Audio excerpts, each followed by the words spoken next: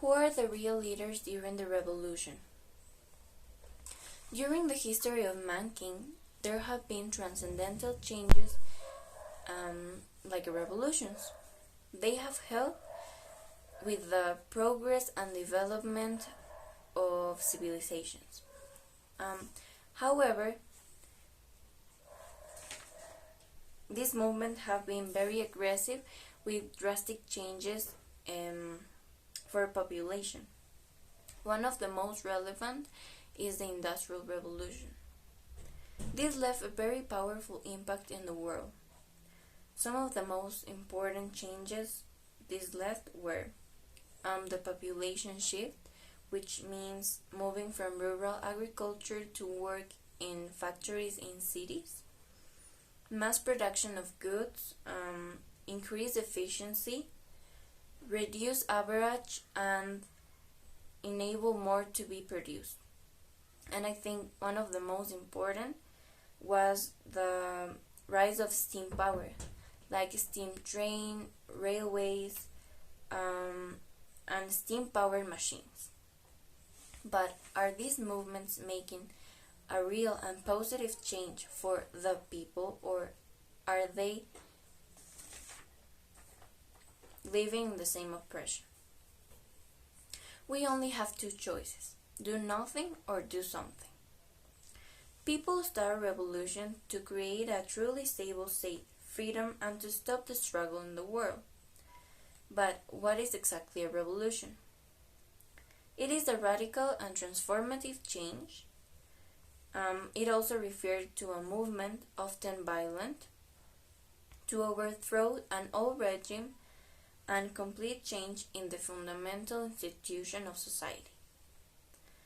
Revolutions have been central for the formation of the modern world. One example, as I have explained before, is the Industrial Revolution, which, if we analyze, we can understand that this brought a great impact into economics, which were based on agriculture and handcraft, and into economics based on a large-scale industry. This meant new machines, new sources of power, and new ways of organizing work.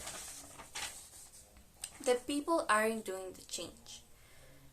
Nowadays, a substantial part of the world receives education, but the other part doesn't. And this means they don't know how to write or read, or even worse nowadays, they don't have any electronic device. In other words, they are analphabets. And this was the problem in the past revolutions. People were ignorant, and not everyone had access to education, like women and people in the lower class. So they didn't have a voice. Moreover, women were only considered objects. All they did in those days was cooking, taking care of kids, because these activities weren't proper for a man to do. Later, this started a revolution. They are called feminist movement, and the objective is to have equality of men's and women's rights.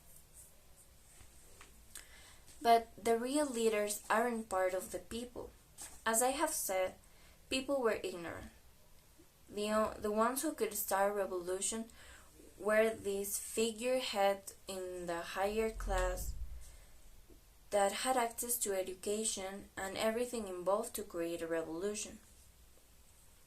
When people give them power, they abuse them.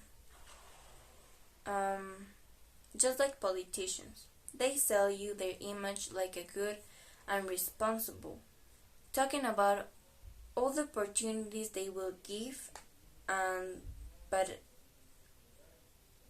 at the end of the day, everything they promise you, it's a morally double standard. In addition, to explain it better, we can say that this is a circle, because a person started a revolution. This person wins.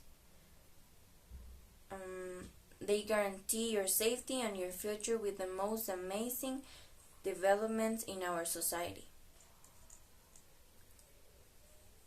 But suddenly they do the same as the past leaders. Undoubtedly, people live oppressed and in a mandate, without being able to express. So how can we change this? The only way everyone can achieve the equality of power is in a non-violent revolution. But you will say, but can we really win with any aggression involved? Yes, we can. We could solve any problem in a pacific way. A non-violent revolution is a protest using mostly campaigns with civil resistance, including various forms of neutral objectives. Some of them are the Indian independence, the Salt War, and German Friedrich Revolution and others. So, in my opinion, Mahatma Gandhi is the real inspirational leader.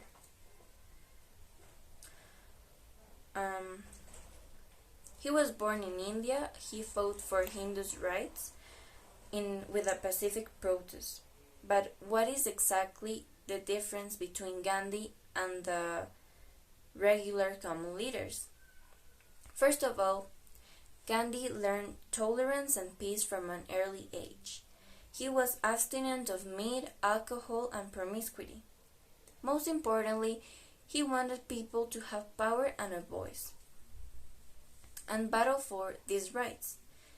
The common figureheads want the power for themselves. With this comparison, we can deduce what can be better for us. Words are weapons, and if there is a change you want to see in the world, it's time to speak up. By the way, words always have a price tag, so wield them with caution. Silence has often ushered the world. There is a reason why Hitler gained power so quickly. He could speak up. But on the other hand, there is also a reason why he didn't win the war. Someone else spoke up.